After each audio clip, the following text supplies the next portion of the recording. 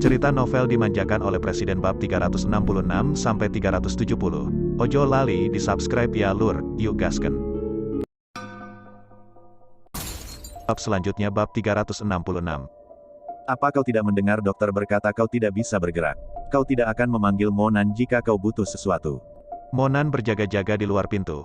Kalau ada orang di sekitar dan Jenny tidak nyaman tidur atau bangun karena perlu perawatan. Jenny sedikit malu, tanganku terluka, dan kakiku tidak sakit, jadi aku tidak butuh bantuan untuk minum air.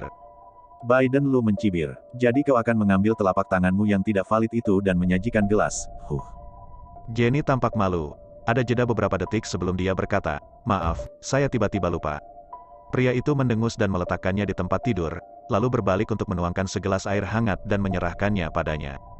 Jenny mengambil cangkir dan memegangnya di tangannya, menyesap sedikit, mengamati penampilannya dan bertanya, "Kamu masih belum menjawab pertanyaanku, apakah kamu baru saja kembali dari luar?"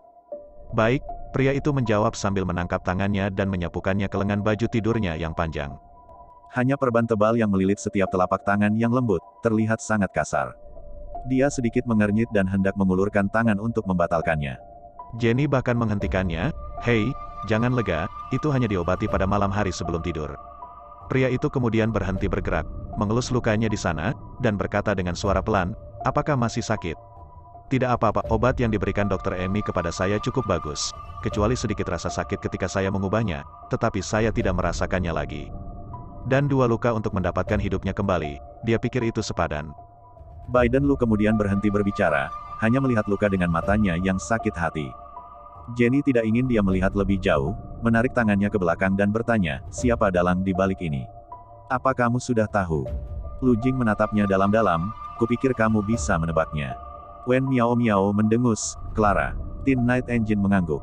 Pikiran Wen Miao Miao mungkin jernih, hanya ada sedikit orang yang menaruh dendam padanya, tapi dia tidak tahu kenapa Clara masih bermasalah dengannya padahal dia sudah menjadi rindu kedua dari keluarga Guan. Tidak bisakah dia melanjutkan hidupnya dan tidak membuatnya tidak menyenangkan untuk dirinya sendiri? Tidak ada yang perlu dicari, dan di mana akhirnya? Seolah-olah Biden Lu melihat pertanyaan di dalam hatinya, dia berkata dengan suara yang dalam, "Bukan hanya Clara, ini juga tentang Jilly."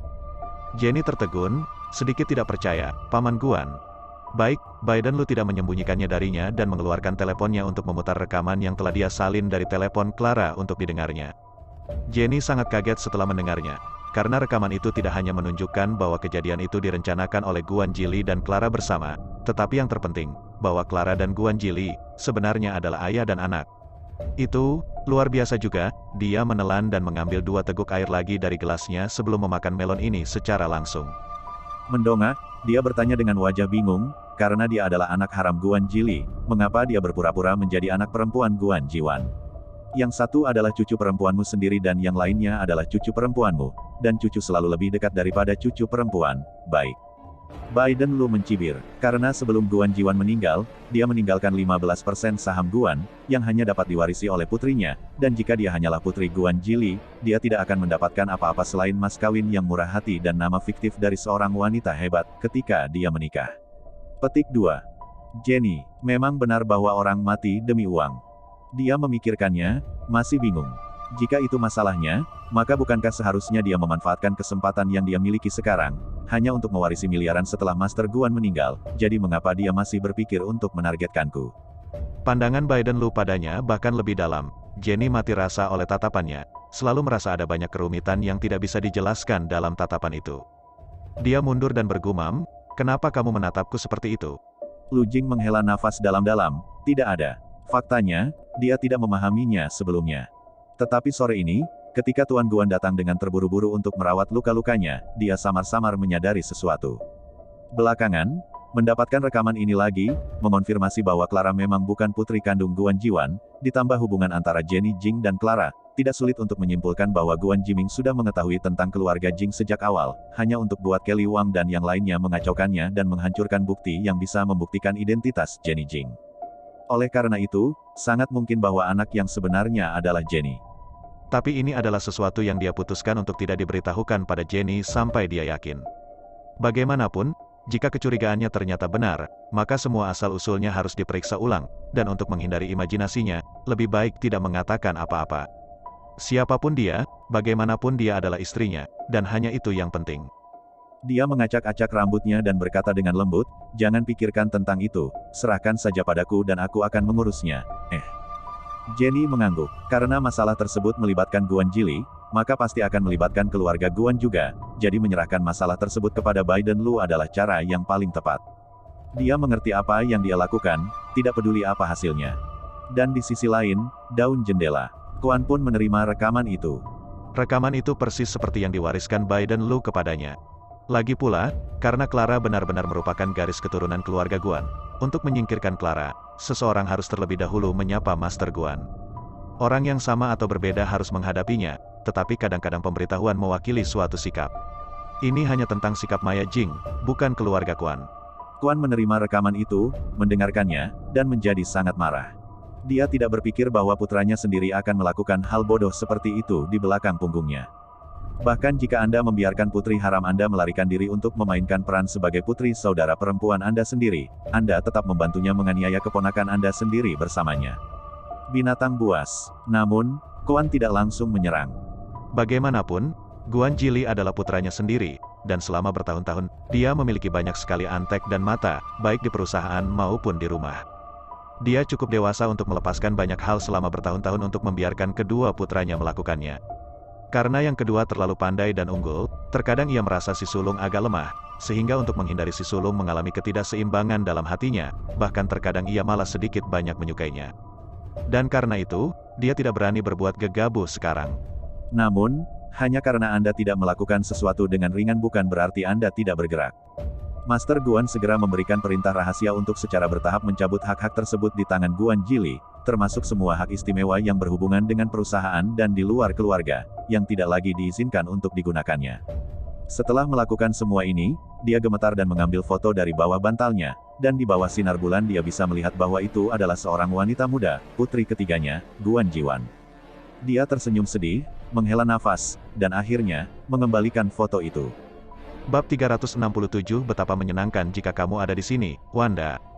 Anda telah menjadi yang termanis sejak Anda masih kecil, selalu membiarkan kedua kakak laki-laki Anda melakukan segalanya, dan lebih berbakti kepada orang tua Anda, tapi sayangnya. Sayang sekali Anda bertemu dengannya, tapi jangan khawatir, bahkan jika kamu pergi, aku akan melindungi anak itu, dan mulai sekarang, selama dia masih hidup, tidak ada yang akan diizinkan untuk menyentuhnya lagi. Agak merepotkan bagi Guan Jili untuk ditangani, tetapi bantuan Guan Jiming tidak terlalu lambat. Orang tua itu tidak menyembunyikan masalah ini dari Guan Jiming. Termasuk latar belakang Jenny Jing dan Clara, mereka menceritakan semuanya padanya. Guan Jiming juga kaget setelah mendengarnya. Tetapi ketika dia memikirkan tentang keakraban yang samar-samar dia rasakan dari alisnya ketika dia pertama kali melihat Jenny, dia merasa lega. Guan Jili diasingkan ke luar negeri. Pada akhirnya, itu adalah putranya sendiri, dan meskipun dia kejam dan melakukan kesalahan besar, tetapi darah lebih kental dari air, lelaki tua itu masih tidak tahan untuk menghadapinya terlalu kasar. Oleh karena itu, setelah mengambil kembali semua haknya, dia dipindahkan ke cabang luar negeri. Mengatakan bahwa Anda adalah manajer umum sebuah cabang, pada kenyataannya, berarti pengasingan. Semua orang tahu bahwa pangkalan keluarga Guan berada di China, di Kyoto, dan kantor cabang tepi laut sebuah kuil kecil seukuran telapak tangan, mengirim putra sulung-sulung untuk duduk di atasnya tidak mungkin oleh imajinasi apapun. Ada banyak spekulasi di luar sana, tetapi tidak ada yang benar. Baik Biden Lu maupun Master Guan tidak ingin membuat terlalu banyak keributan tentang masalah ini. Biden Lu sedang mempertimbangkan bahwa Jenny Jing mungkin tidak terlalu mau menerima asal-usul aslinya, dan jika dia memberitahukannya, rahasianya pasti akan disembunyikan. Sebaliknya, Tuan Kuan sedang memikirkan keluarga. Bagaimanapun, sebuah keluarga ingin menyelamatkan muka, dan perilaku Guan Jili seperti ini sangat buruk sehingga akan mempengaruhi reputasi keluarga jika tersiar kabar. Namun, meskipun orang-orang di luar tidak menebak yang sebenarnya, ada suara yang mengatakan bahwa lelaki tua itu telah memutuskan untuk menempatkan putra keduanya untuk bertanggung jawab atas keluarga. Jadi inilah mengapa putra tertua dengan sengaja dipindahkan untuk menghindari pertengkaran antara dua bersaudara. Itu sudah setara dengan melepaskan yang satu dan menjaga yang lain. Siapa yang membiarkan kedua bersaudara ini bertengkar terlalu keras untuk hidup damai? Tetapi apakah spekulasi ini benar atau tidak? Sebulan kemudian, Master Guan secara resmi mengumumkan pengunduran dirinya pada rapat dewan, meninggalkan seluruh perusahaan di tangan Guan Jiming. Selama bertahun-tahun, Guan Jiming telah lama menjadi jantung dan jiwa perusahaan melalui usahanya sendiri. Jadi tidak mengherankan jika keputusan ini dibuat. Lagi pula, untuk memiliki pria jerami seperti bos yang mengelola Guan, prospek masa depan itu benar-benar dapat dibayangkan dengan hidung Anda. Kecuali Guan Jili, yang jauh dari rumah, semua orang senang dengan ini. Di sisi lain, Master Guan sangat sedih. Alasannya adalah dia bingung apakah akan mengenali Jenny atau tidak. Dia tahu bahwa dia tidak punya banyak waktu tersisa. Dokter memberitahu dia bahwa tubuhnya, paling-paling, hanya akan bertahan 2 bulan lagi. Dalam hati pribadinya, ia tentu ingin membalas ucapan Jenny. Tapi dia juga tahu bahwa sejak insiden terakhir dengan An, dan kali ini ketika Guan Jili membunuhnya, kesan Jenny Jing terhadap keluarga Guan semakin memburuk. Dan jika dia tahu yang sebenarnya, dia pasti akan bertanya tentang ibunya, lalu bagaimana dia akan memberitahunya tentang asal-usul aslinya. Akibatnya, Guan berjuang dengan suasana hati yang buruk. Perusahaan telah dalam proses mengembangkan produk baru selama beberapa tahun terakhir, dan perusahaan sekarang dalam proses mengembangkan produk baru. Orang tua itu tahu bakti kepada anaknya, dan tidak memaksanya untuk menikahi anak bungsu. Adapun untuk masa depan keluarga Guan, anak dan cucu akan memiliki anak dan cucu sendiri. Dia dengan lihai menghitung seumur hidup, tapi hanya untuk Guan keluarga dengan posisi ini. Jalan masa depan masih sangat panjang dan jauh. Dia lelah, tidak bisa peduli dan tidak mau peduli. Waktu berlalu begitu tenang. Butuh 1 bulan lagi sebelum luka Jenny benar-benar sembuh dan dia secara resmi kembali bekerja. Kedua lelaki tua dari keluarga Lu secara alami tidak menyembunyikannya pada akhirnya. Lagi pula, lukanya terlalu serius, dan di tempat yang jelas, Biden Lu biasanya bahkan tidak membiarkannya menyajikan secangkir air. Keduanya orang tua secara alami tidak merasa sulit untuk mengetahuinya.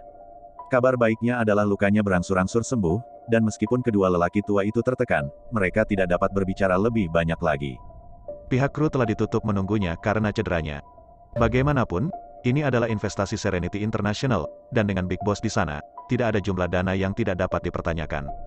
Di hari Jenny kembali bekerja, kru mengadakan resepsi khusus untuknya. Dia takut minum alkohol sekarang karena takut peradangan pada lukanya, jadi dia hanya minum jus sepanjang waktu.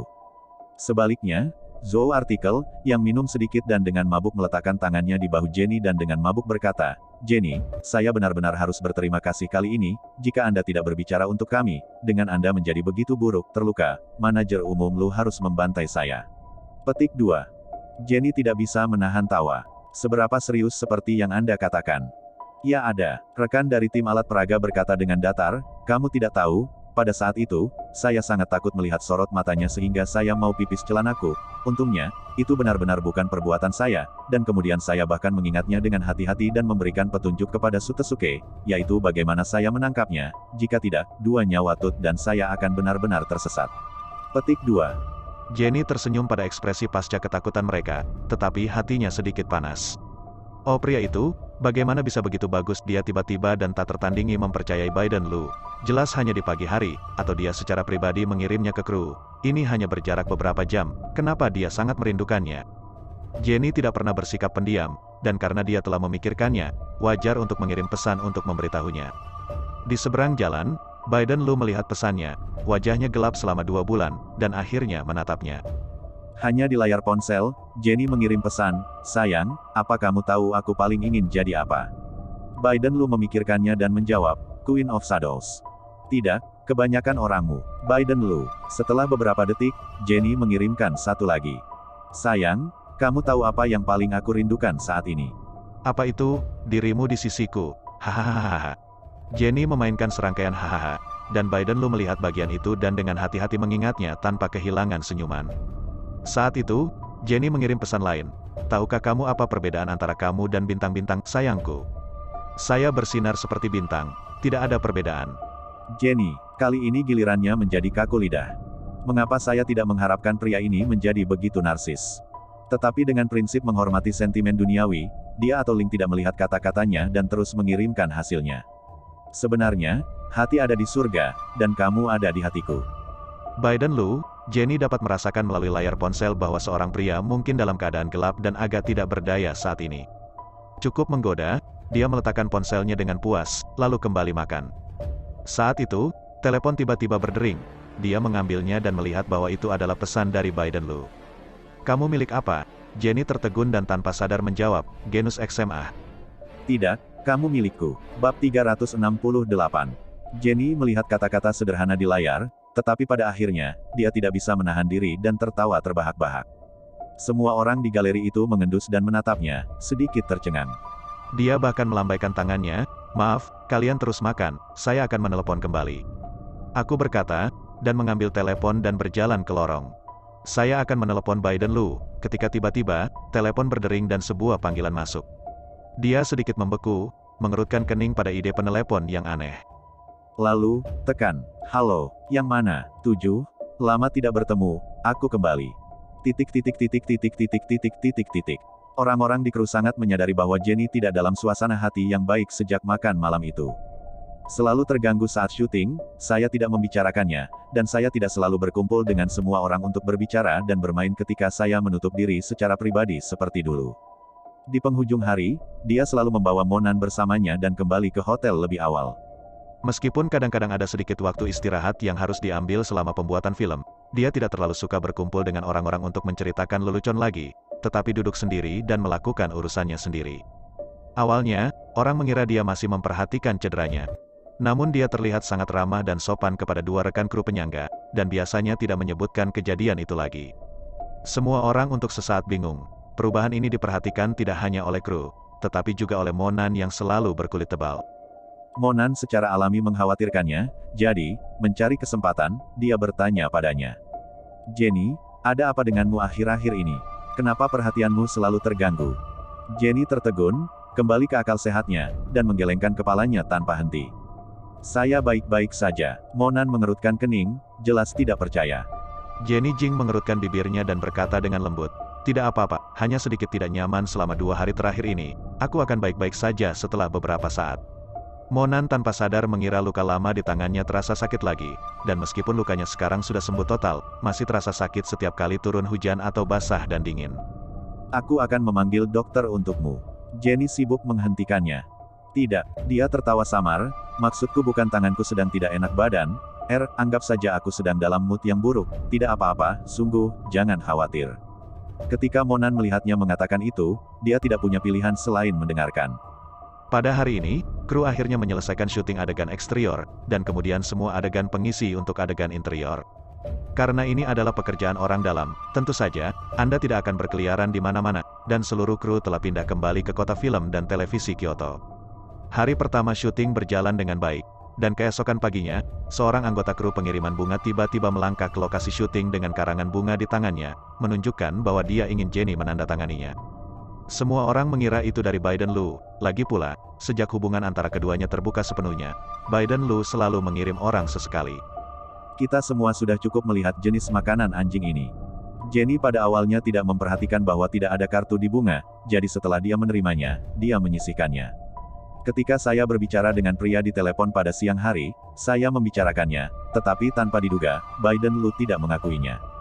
Jenny tertegun. "Itu bukan dari dia." Lu Jingsen tertarik pada seseorang yang memberi Jenny. Hal-hal seperti mengirim bunga agak terbuka. Lagi pula, dia adalah seorang aktris sekarang dan itu normal baginya untuk memiliki penggemar atau pelamar.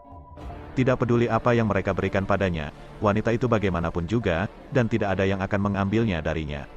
Sedangkan sisanya, Biden Lu tidak khawatir sama sekali.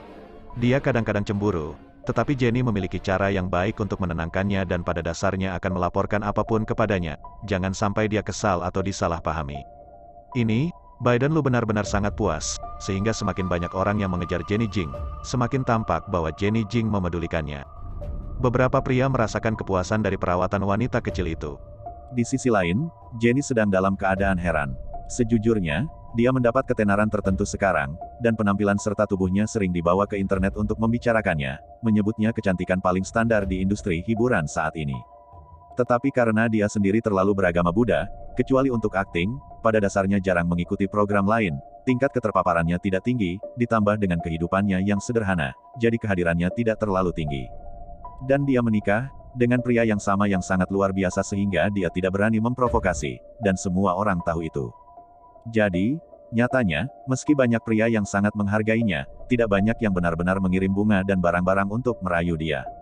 Setidaknya, dia jauh lebih pendiam di sini daripada aktris lain dalam kelompoknya, dikelilingi oleh penyanyi. Tapi Jenny tidak terlalu memikirkannya, kurang tidak berarti tidak ada, dan karena itu bukan dari Biden Lu, maka mungkin itu adalah penggemar lain. Dia memikirkan ini dan tidak melangkah lebih jauh ke dalam masalah ini. Tidak mengherankan, keesokan harinya, buket mawar yang lebih besar dikirim ke lokasi syuting. Setelah kemarin, semua orang juga tahu bahwa buket bunga itu bukan dari Biden Lu lagi. Ketika aku melihat ada bunga lagi hari ini, aku tidak bisa menahan untuk mengejek Jenny. Jenny, boleh koleksi bunga ini tidak takut Pak lu tahu jangan sampai lu pulang cemburu dan membuatmu berlutut di atas papan lulur. Jenny merasa malu dengan olok-olok pihak lain padanya dan dengan kesal berkata, ayo, jangan konyol, ini hanya interaksi normal antara penggemar dan idola, di mana kamu berpikir? Ya ampun, interaksi normal seharusnya mengirim bunga seperti tulip, lihat, itu mawar merah, itu melambangkan cinta yang membara. Jenny, aku merasa orang-orang mengejarmu. Jenny juga tidak terhibur olehnya. Oh, menurutmu, beberapa karangan bunga mawar menyusulku. Itu omong kosong. Aku memperingatkanmu, aku pria yang sudah menikah, jadi jangan keluar dan bicara yang tidak masuk akal, dan jika aku mendengar sesuatu, aku akan kembali untuk menjagamu. Petik 2. Dia berpura-pura marah untuk menakut-nakuti yang lain, dan semua orang menertawakannya dan tidak takut padanya, masih mengolok-oloknya.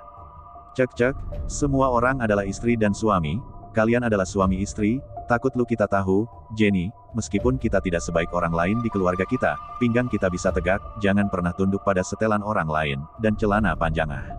Petik 2. Jenny tertawa dan menangis mendengar kata-katanya dan sedikit malu, jadi dia mendorongnya sedikit. Kelompok itu tertawa terbahak-bahak. Sebenarnya, pihak lain benar, untuk hal ini, Jenny selalu sangat berhati-hati. Salah satunya, karena statusnya sebagai wanita yang sudah menikah, benar atau tidak, jika tersiar kabar bahwa dia memiliki hubungan yang ambigu dengan pria lain, itu akan berdampak pada citranya.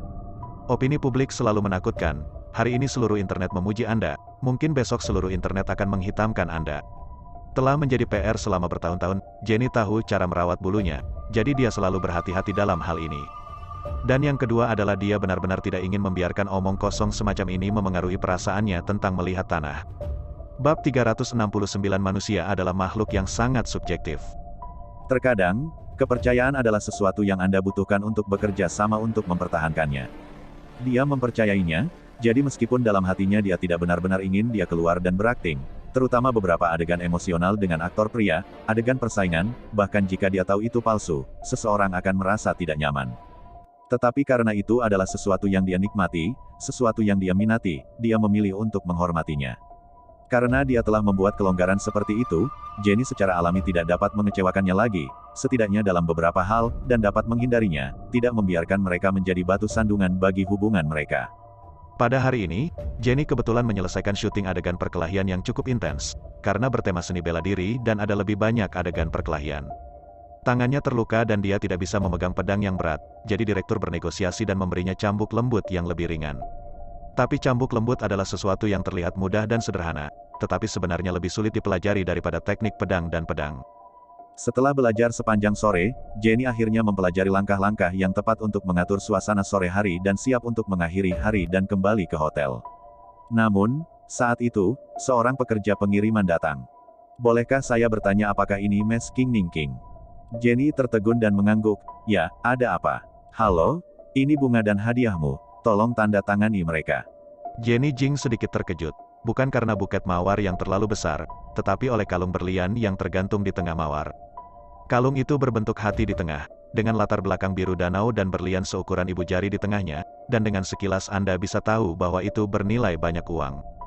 Dia tidak bisa membantu tetapi bertanya, siapa yang mengirim bunga ini? Bisakah Anda memberitahu saya nama orang lain atau informasi kontaknya? Anggota staf tersenyum, maaf, tapi ini adalah rahasia klien dan kami tidak dapat memberitahu Anda tanpa izin. Jenny Jing menahan alisnya sedikit, tetapi tidak mengatakan apa-apa dan menandatanganinya. Setelah menerimanya, dia secara alami tidak bisa memegang bunga karena terlalu besar, jadi dia hanya meminta staf untuk meletakkannya di tanah di sebelahnya. Kemudian, kalung berlian di atasnya diangkat. Kalung itu dibuat dengan rumit, dan bisa dibilang sedikit berbeda dengan yang beredar di pasaran, jadi seharusnya kalung itu jenis custom pribadi. Ditambah lagi, berlian sebesar ini sangat langka, jadi Jenny tidak bisa membantu tetapi menjadi lebih penasaran tentang orang di balik pengiriman tersebut. Pemain lainnya, juga, datang. Wow, berlian yang besar sekali. Ini setidaknya harus 10 karat. Ya Tuhan, siapa yang mengirim ini, parit seperti ini? Jenny, apakah semua pelamarmu sekaya ini? Tidak apa-apa bagi lu untuk memberimu perhiasan koral merah, tapi mengapa penggemar film sembarangan memberimu berlian sebesar itu? Ini harus bernilai setidaknya 10 atau 20 juta, kan? Ya Tuhan, ini sepadan dengan bayaran saya untuk beberapa film. Aku sangat iri padamu, Jenny. Ada sebagian besar aktris dari kru di sekitar, tetapi Jenny Jing sedikit terganggu saat dia mendengarkan desahan dan kekaguman mereka. Alisnya yang indah telah dirajut dengan lembut, dan intuisinya mengatakan bahwa ada yang salah dengan ini. Tidak peduli bagaimana dia melihatnya, dia tidak berpikir bahwa kalung berlian semahal itu akan menjadi sesuatu yang hanya akan diberikan oleh penggemar film. Untuk beberapa alasan, dia tiba-tiba teringat panggilan telepon dari malam itu. Jantung itu tiba-tiba melonjak dan berubah warna. Mengumpulkan pikirannya, dia memandangi aktris yang telah mengelilingi sekelompok orang di depannya dan mengunjungi kalung berlian, dan berkata, "Maaf, tiba-tiba aku ingat bahwa aku masih memiliki urusan yang mendesak. Aku harus kembali ke hotel, saya akan memberikannya kepada semua orang untuk dikunjungi beberapa hari lagi." Petik 2. Aku berkata, dan menyimpan kalung itu dan meninggalkan set. Ketika dia kembali ke hotel, dia membuat alasan untuk pergi ke Monan. Kemudian, duduk bersila di tempat tidur, memegang telepon, menatap nomor telepon di layar, terobsesi dengan keras. Setengah lusin kali, saya akhirnya memberanikan diri untuk menelepon. Untuk sesaat, Jenny hampir merasa seperti itu, tangannya gemetar. Ada juga keringat dingin keluar dari punggung, dan tenggorokanku terasa seperti tercekik oleh sesuatu yang membuat tidak mungkin untuk berbicara. Namun, tepat ketika dia mengira panggilan itu akan segera dijawab. Tapi ada suara sibuk dari seberang ruangan. "Maaf, nomor yang Anda panggil kosong." "Jenny, apa maksudmu?" Wajahnya berubah sedikit dan dia melihat lebih dekat pada nomor di layar untuk memastikan itu bukan kesalahan, dan itu tidak seperti itu adalah nomor acak yang dihasilkan dari enkripsi. Itu seharusnya yang dia gunakan untuk itu, waktu yang lama. Mengapa harus kosong? Jenny tidak menyerah dan menelepon beberapa kali lagi. Namun seperti pada awalnya, setiap kali menelepon, nomornya kosong. Hatinya tenggelam dengan keras, tiba-tiba muncul ilusi. Panggilan telepon malam itu seperti mimpi. Faktanya, dia tidak pernah muncul, dia tidak pernah meneleponnya, dan itu semua hanya isapan jempol dari imajinasinya yang terlalu gugup. Jenny mengerutkan kening, hanya merasakan debaran tiba-tiba di pelipisnya dan kebingungan di benaknya. Dia melemparkan telepon ke tempat tidur dengan itu, menutupi kepalanya, dan menundukkan kepalanya, membenamkan wajahnya ke dadanya. Saat itu, telepon berdering. Tubuh refleks bawah sadarnya memantul, dan dia sibuk mengangkat teleponnya, tetapi itu adalah panggilan Biden Lu. Bukan desahan lega yang berat. "Halo, melakukan apa?" Suara Jenny tidak terlalu energik, "Saya baru saja selesai bekerja, saya di hotel." Seorang pria, "Ya, aku sudah meminta Monan untuk pergi keluar dan membelikanku buku, jadi kurasa aku akan segera kembali." "Apakah kamu sudah makan?" "Belum." Biden Lu berhenti dan menyeduh untuk beberapa saat, lalu tiba-tiba berkata, "Aku dengar seseorang mengirimimu sesuatu lagi hari ini." Jenny terkejut, tanpa sadar merasa sedikit bersalah. Ya, atau pria itu, baik, oh, ini layak untuk saya, dan ini sangat populer." Nada suara pria itu hangat dan lembut, suaranya lembut dan samar, tidak hambar sama sekali. Tapi Jenny merasa agak dingin di belakang. Dia bahkan menjelaskan, "Saya tidak mengenalnya, sungguh, saya bahkan tidak tahu siapa pria itu." Biden Lu tersenyum dingin. "Itu benar-benar mulia, 30 juta berlian dikatakan dapat diberikan, bahkan tanpa meninggalkan nama, kekaguman yang tak terbalas bahkan aku hampir tersentuh." "Jenny, dia tenggelam. Biden Lu, kamu tidak mencurigaiku, kan?" Biden Lu mendengus dingin. Tidak ada kata-kata, Jenny juga tidak mengatakan apa-apa, dan telepon tiba-tiba menjadi sunyi senyap. Butuh waktu sekitar 10 detik sebelum saya tiba-tiba mendengar suara seorang pria. "Aku cemburu." Jenny tidak mendengar tanggapannya, pria itu sangat kesal dan mengulangi, "Saya berkata, saya cemburu." Nada suaranya tiba-tiba menjadi berat dengan kecemburuan dan ketidakpuasan yang tidak terselubung. Jenny tiba-tiba tertawa terbahak-bahak. Mendengar tawanya, Biden Lu mendengus lagi melalui telepon. "Tertawakan saja aku, hanya karena aku lebih mencintaimu. Tertawakan aku lebih keras.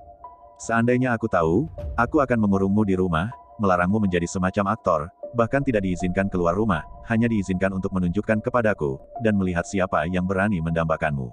Petik 2.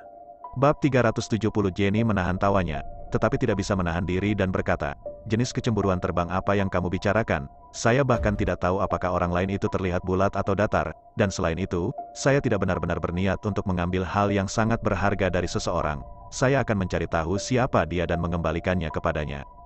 Biden Lu mendengus lagi. Jenny hanya bisa diyakinkan dengan baik, "Ya, seseorang tidak benar-benar marah. Ketahuilah bahwa wanita mereka dikejar oleh pria gila lain, hati akan selalu sedikit sakit." Akhirnya, Jenny akhirnya menenangkannya, dan Biden Lu berkata lagi, "Kamu sepertinya tidak ada pertunjukan besok, kan?" Jenny tertegun, dan setelah memikirkannya dengan hati-hati, sepertinya dia tidak ada di sana. Biden Lu berkata, datanglah ke perusahaan untuk menemaniku. Jenny tanpa sadar ingin menolak. Ini tidak baik, kamu harus bekerja.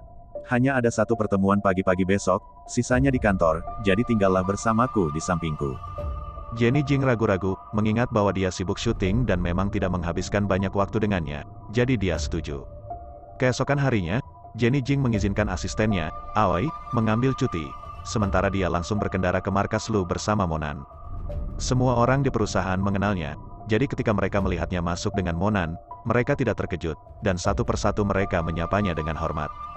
Jenny naik lift khusus presiden ke atas keluar kantor Biden Lu, jadi Monan tidak terus mengikutinya dan berpaling ke kantor sekretaris untuk minum teh. Jenny mendorong pintu masuk, karena penjelasan Biden Lu, semua orang tahu bahwa Jenny Jing akan datang hari ini, jadi mereka tidak menghentikannya saat mereka melihatnya menerobos pintu. Saat Jenny masuk, Biden Lu sedang melakukan video telekonferensi. Ini mungkin pertemuan awal yang sama yang dia bicarakan di telepon kemarin. Jenny tidak mengganggunya, dan setelah melakukan kontak mata singkat dengannya, dia memberi isyarat agar dia melanjutkan dan duduk di sofa untuk ikut dengannya.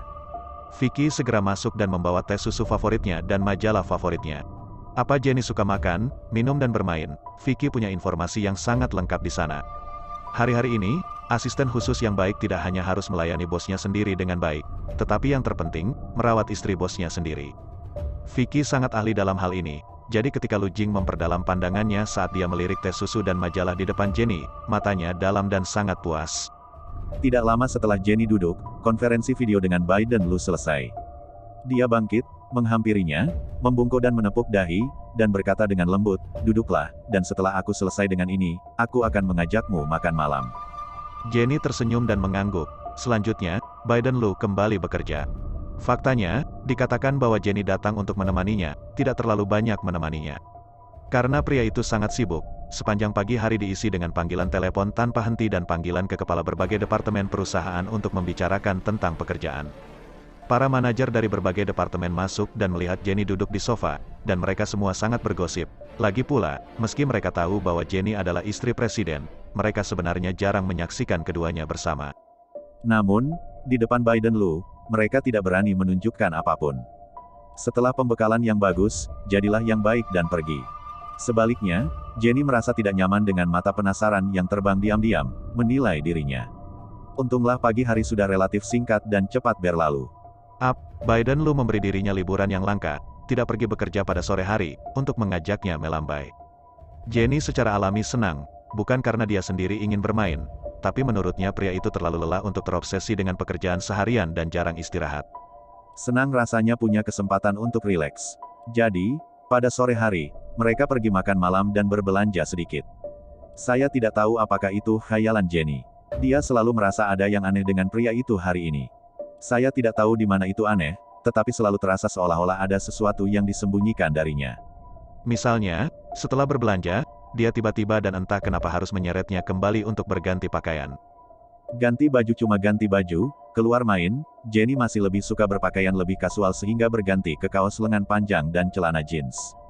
Tetapi pria itu mengerutkan kening saat melihatnya, dan menariknya dengan kuat kembali ke jubahnya dan memilih gaun biru langit yang lebih rumit untuk dia ganti. Jenny hampir tidak bisa berkata-kata. Tapi karena dia ingin dia memakainya, jadilah itu. Lagi pula tidak masalah baginya, selama dia tidak menyeretnya untuk mendaki, tidak ada bedanya jika dia mengenakan rok atau celana panjang. Setelah memaksa Jenny berganti rok panjang, Biden Lu sendiri kembali ke kamarnya untuk berganti ke setelan yang lebih formal. Itu juga menggantikan dasi yang digunakan di kantor pada siang hari dengan dasi kupu-kupu hitam. Sepertinya Jenny mengira dia akan menghadiri pernikahan seseorang hari ini. Tapi selain tertawa, Jenny merasa bahwa pria ini tampan, terlihat bagus dalam segala hal, hanyalah gantungan jas berjalan, dan bisa menatap orang seperti itu setiap hari. Dia merasa bahkan estetika sendiri telah meningkat pesat. Begitu mereka diubah, mereka keluar dari pintu lagi. Sore harinya, Biden Lu langsung menolak permintaan An-An, yang mengetahui bahwa Jenny Jing sedang libur dan dengan ribut ingin datang menemui Momi, menghabiskan waktu bersama Jenny Jing untuk berdua. Keduanya pergi ke resort terdekat. Villa Maple Bridge memang bagus, tapi Biden Lu merasa setelah lama hidup, ada begitu banyak maid di rumah, terkadang tidak bisa dihindari kehilangan kesenangan mata. Villa yang dibuka oleh seorang teman penjahit Feng ini bersifat pribadi, belum lagi lingkungan yang terpencil. Kuncinya adalah mengenal beberapa orang biasa dengan uang tidak dapat datang. Khususnya anggur di sini, saya pernah mendengar bahwa pemiliknya adalah pencinta anggur, dan untuk dapat meminum anggur pilihannya, ia membeli kilang anggur di Prancis, menanam anggurnya sendiri, dan secara pribadi berpartisipasi dalam pembuatan anggur, jadi meski vintage-nya tidak tinggi, rasanya enak. Ini pertama kalinya Jenny ke sini, dan semua yang dilihatnya terasa baru. Saat anggur dikirim, dia menyesap dan memperhatikan perbedaannya. Ini sangat lembut, sedikit pahit di mulut tapi dengan rasa yang enak setelahnya. Enak, bagaimana cara membuatnya? Biden Lu duduk di seberangnya dan tersenyum. Jika Anda menanyakan pertanyaan ini, saya tidak dapat menjawabnya, tetapi jika Anda menyukainya, kami akan membeli resep untuk anggur ini. Jenny tertegun dan menggelengkan kepalanya tanpa henti.